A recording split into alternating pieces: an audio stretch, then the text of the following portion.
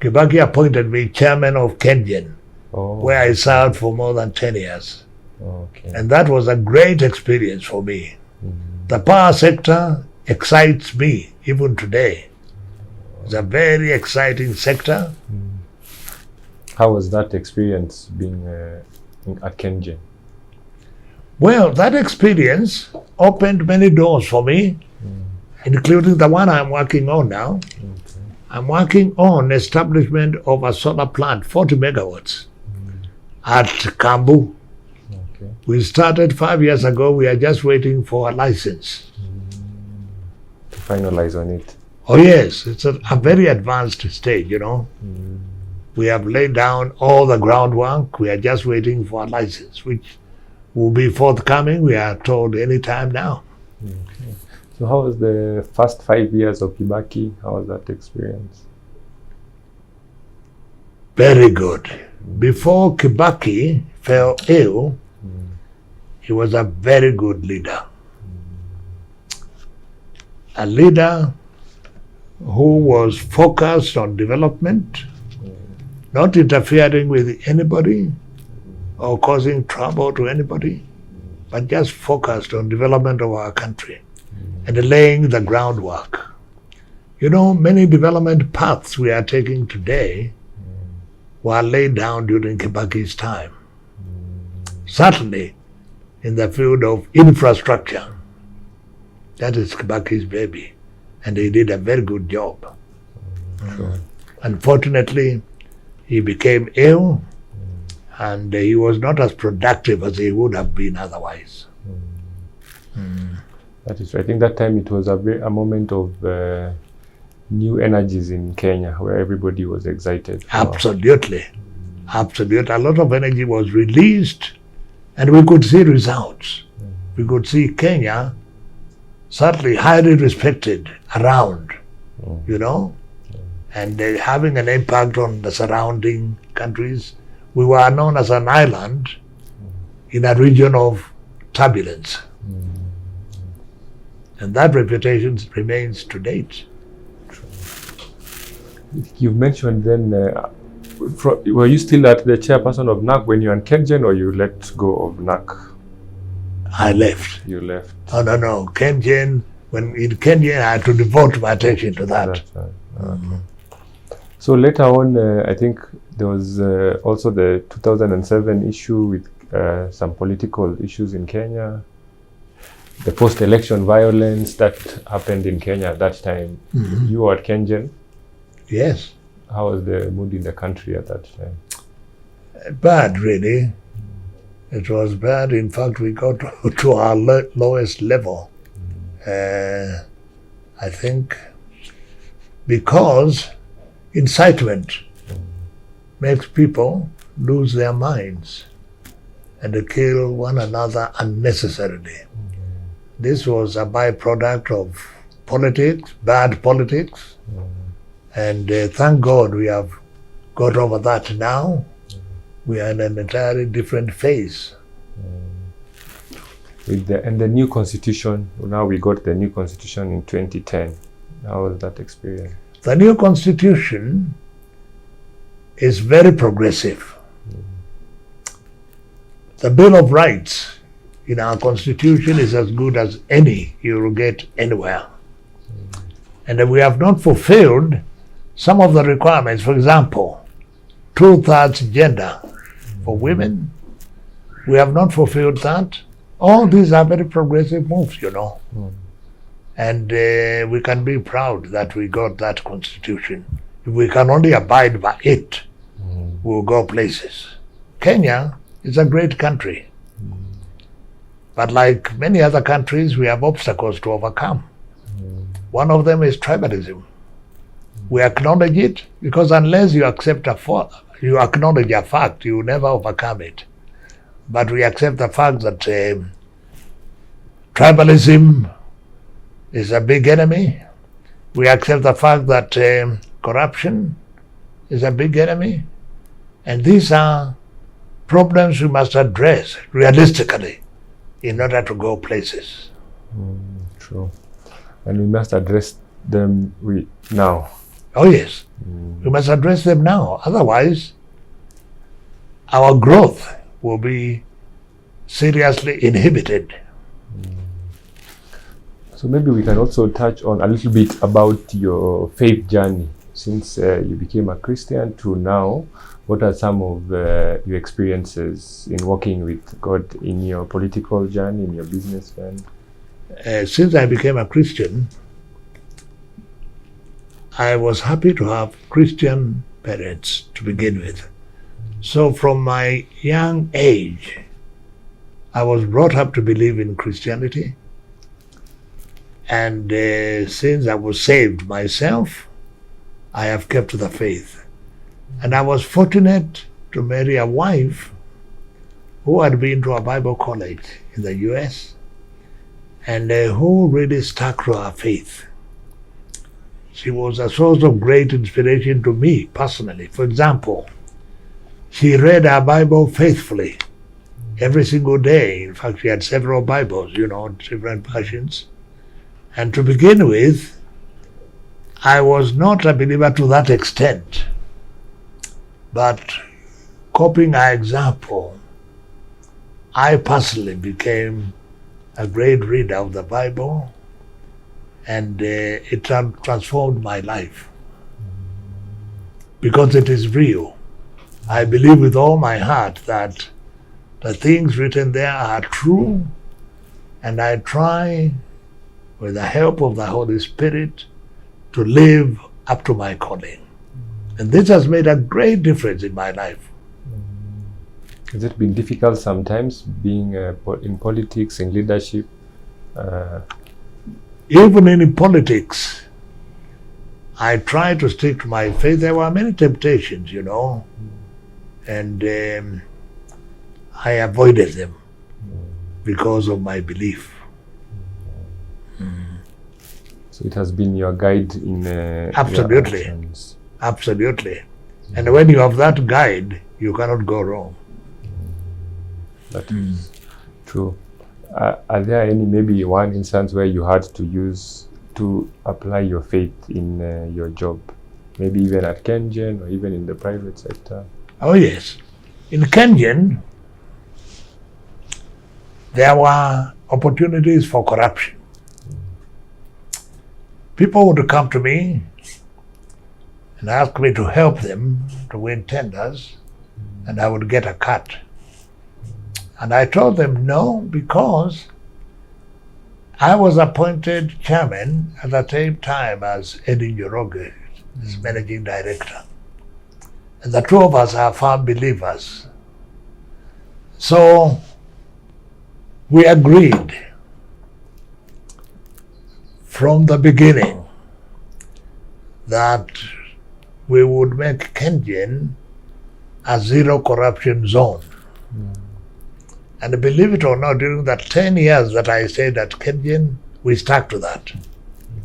Because the two of us, namely the chairman and the managing director, believed in that, and we lived like that.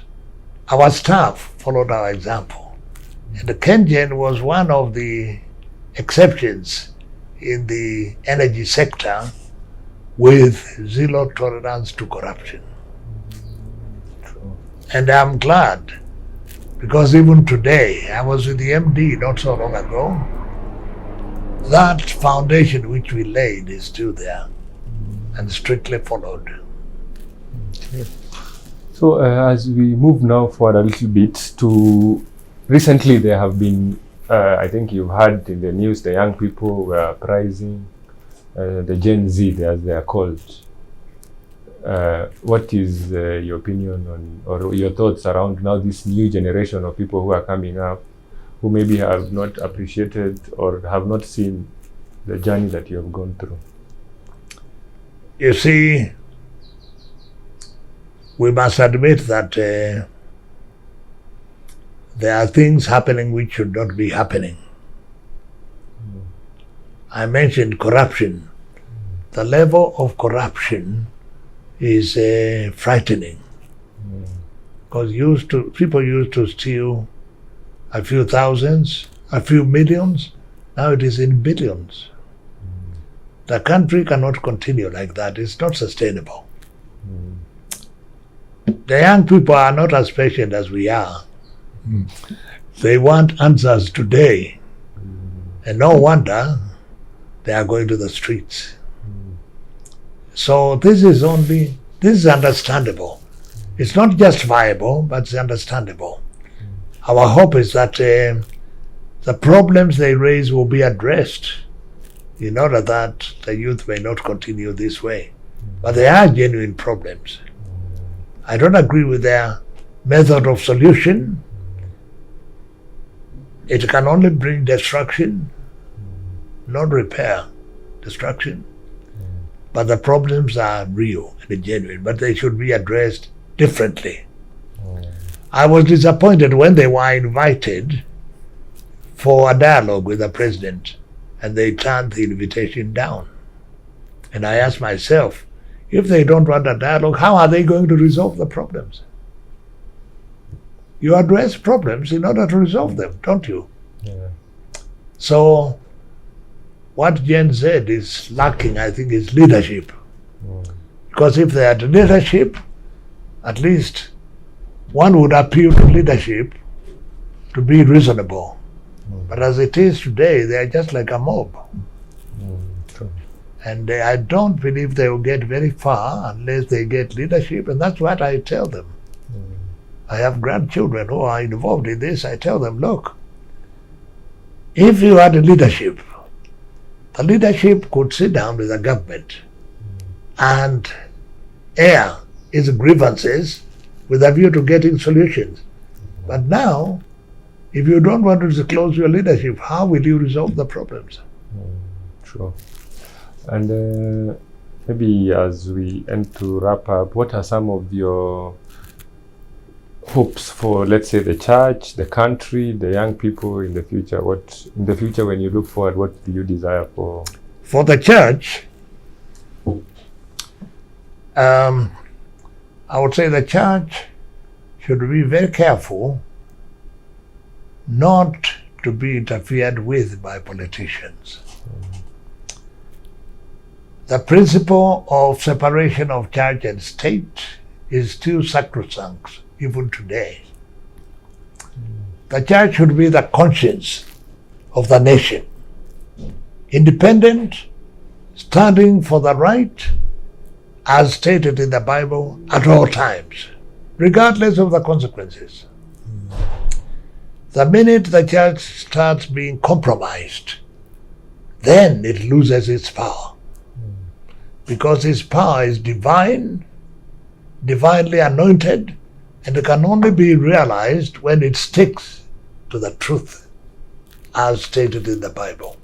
So the church must be very careful not to be misused by greedy politicians.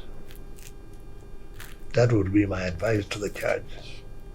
And it must speak loudly against evil. That is their role. They are the conscience of the nation. And to the country, what would it? To the country, yes. That is their role. If they stick to that, then there is light at the end of the tunnel. True. What would you then advise for the young people who are hoping for a brighter future?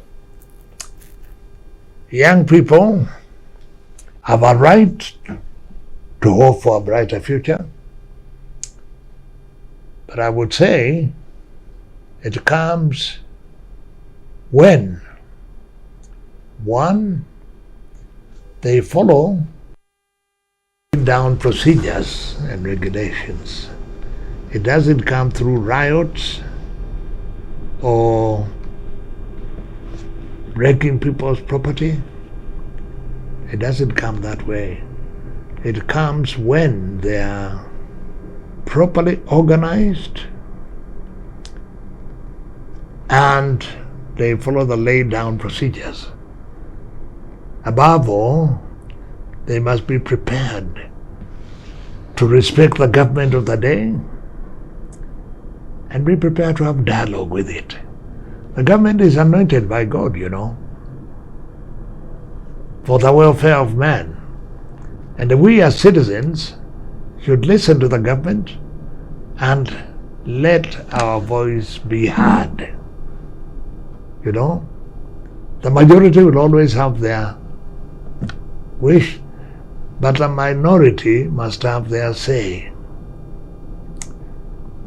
The youth are in the minority now. They must listen to the government. They must have dialogue with the government. And I believe in dialogue, you know. Dialogue, when properly conducted, brings out good results. That is very true, very true. As maybe from the story you've told us and your age, you're over 90. I've not calculated very well. I'm 95. 95.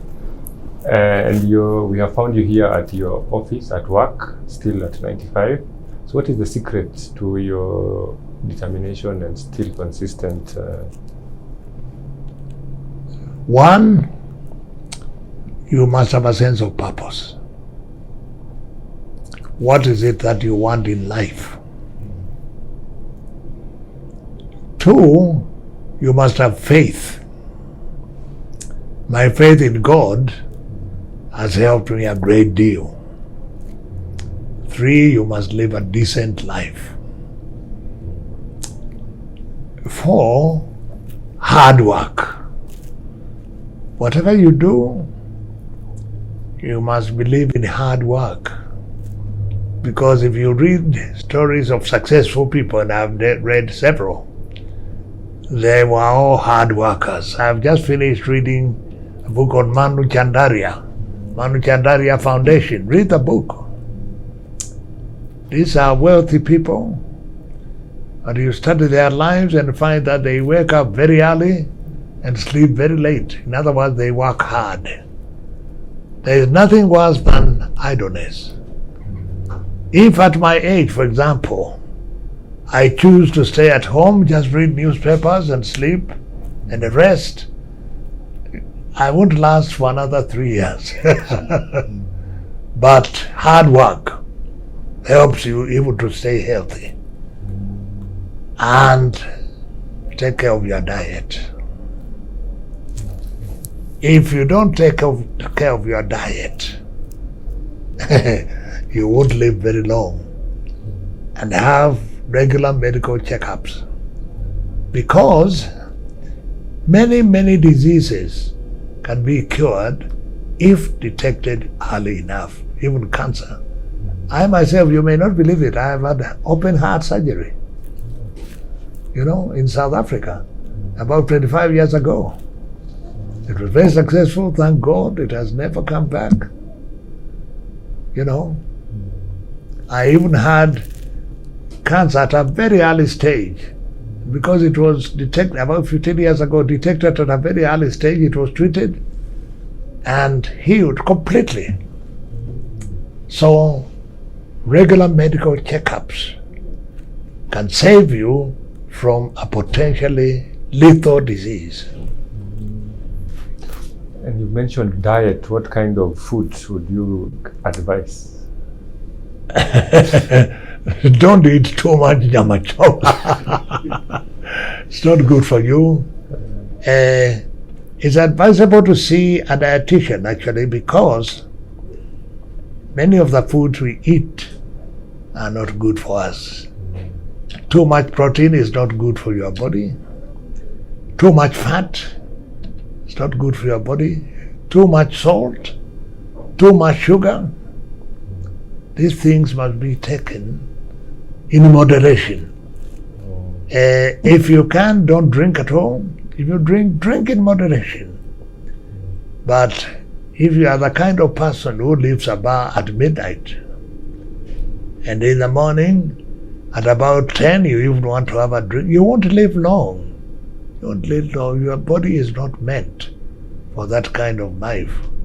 And if you live in moderation, if you eat and drink in moderation, you can expect a long life.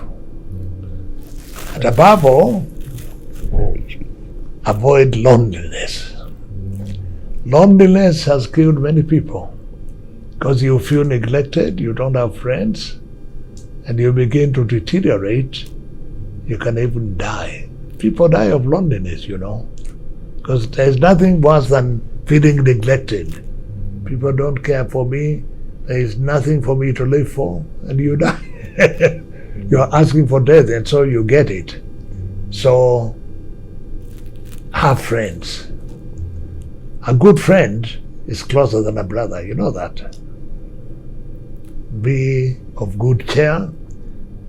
Have what we call nowadays emotional intelligence. Know how to relate to other people and live at peace with them. Don't have enemies if you can. If people hate you, don't hate back. Love them. That's our principle anyway. Love your enemies. And you live a happy life as I do. Thank God. True. And one last one from the items you mentioned. How do you find your purpose? Because you seem to have found your purpose very early, and many young people are struggling with finding their purpose. First of all, Christianity. That is my firm foundation, you know, because many people die early actually because of fearing death. I don't fear death because I know that when I die, I'll be with my Lord, you know. And sense of purpose, what is it that I want in life? I'm very clear in my own mind as to what I want to do. And when you are clear, you work hard towards that goal. You see, many people are confused really about life. They don't know what to do. But once you find your purpose, you harness your energy towards that, then pray God to enable you to get it. So I feel very happy. For example, I told you that I'm working hard on this power plant to be, and my energy is on that because I know the transformation which it will bring not only to me and my family but to the area. I know the employment content. I know how many people are going to get power from that, and that is my driving force, you know. I put everything I have towards that because even when I achieve it, it will be a great achievement. Yeah. And maybe you can tell us, what do you do away from that for fun, to relax? What is your... Before hurting my leg, I used to do a lot of walking. Walking is very relaxing and I highly recommend it. Nowadays, of course, I go to physio. Yeah. Yeah, but previously, did you enjoy sports when you're... Oh yes. Oh yes, oh yes. During my younger days, I used to be a great tennis player. I loved games, really. Tennis in particular. I used to love tennis. The lawn tennis? Lawn tennis, yes. For exercise, yes. Yes. Exercise in general is very good for you, you know. At a younger age, I used to play football. I love watching football, even today. Tennis is a game I enjoy. You know, I started in college playing tennis. I still think it's a great game, really. It's a great game. I used to enjoy tennis as well. Oh yes, it's a great game. So maybe your final word to Nairobi Baptist members who will watch this video, and you can encourage them, and anybody else who would watch, to just encourage. I would say to them that by choosing Christianity, they have chosen the right, they have made the right choice. I would say their belief should not be watered down. It should be based strictly on the Bible. The Bible is very clear. Any teaching which does not acknowledge Christ as the Son of God is the wrong teaching. So long as you stick to the Bible itself, not what anybody tells you, because the Bible is very clear. It says many false prophets will come. But so long as you yourself read the Bible and know exactly what it says, not only one passage, the Bible as a whole, because it's wrong to have only one passage. You cannot go wrong because you are standing on a firm foundation and you cannot be weighed. So I would say to the church, our greatest principle, as you know, is love. Let love be what our church is known for. Love. And this will be reflected in many ways. You don't have to speak about it. It will be reflected as we are exposing aroma. That aroma will speak louder than any other words. People will feel loved when they come to the church. And you demonstrate this in many ways, not only here, but wherever you go. Yeah. Thank you very much for your time. I have learned a lot, and I'm sure many people will be blessed by your story. I'm delighted. Yeah, it's my pleasure. Thank you very much.